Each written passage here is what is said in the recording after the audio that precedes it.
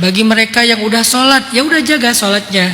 Jangan sampai kayaknya tahun ini aku mulai mau berjilbab deh, sholatnya istirahat dulu ya. Enggak gitu. Jaga sholatnya. Nanti tambah jadi jilbabnya, lusa tambah lagi dengan apa gitu ya. Jadi kayak itu proses, Allah alam. Lebih baik kita berhijab tapi nggak sholat, atau nggak berhijab tapi sholat. Karena kadang kan setiap manusia itu berproses dengan hidupnya ya. Saya tidak mengejat orang yang hijab tapi nggak sholat, karena setiap orang itu mempunyai sisi kebaikannya masing-masing. Gitu aja sih Ustadz, makasih. Jadi para ulama filsafat Islam itu punya sebuah pandangan. Bahasanya gini, tidak ada jawaban yang benar untuk pertanyaan yang salah. Tidak ada jawaban yang benar untuk sebuah pertanyaan yang salah. Jadi mau dijawab gimana juga tetap salah, karena pertanyaannya salah. Kenapa bilang salah? Karena ini bukan pilihan dan ini bukan mendingan. Kayaknya mendingan ini deh. Kayaknya pilihannya ini dulu deh, bukan. Tapi bahwa semua orang berproses, ya. Semua orang berproses, nggak ada yang sempurna. Bahkan yang udah sholat berhijab pun masih banyak hal-hal yang masih kurang dari dia yang untuk dia perbaiki. Ini bukan tentang pilihan, ini bukan tentang mendingan, tetapi ini tentang proses belajar. Tapi kalau dilihat dari tingkat, walaupun dua-duanya wajib, dilihat dari tingkat keharusan dan syarat kunci untuk banyak hal, ya sholat, tiang agama, kunci. Jadi tapi bukan berarti, ini saya nggak ngejawab pertanyaan tadi karena jawabannya pasti salah ya. Saya lagi bikin sebuah urutan yang lain. Di antara kewajiban agama kan dia masuk di dalam rukun Islam dan seterusnya, tiang agama bla bla bla. Yang pertama dihisab adalah sholat dan seterusnya.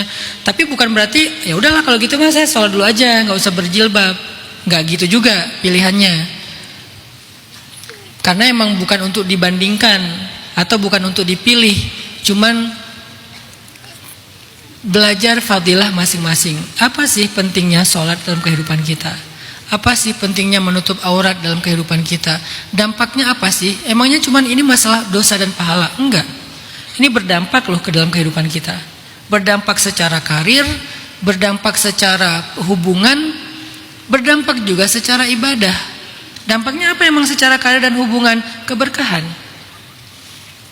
Ketaatan itu membawa kita kepada keberkahan. Ketaatan itu kan bahasa lainnya takwa. Dan takwa itu kunci dari terbukanya jalan keluar.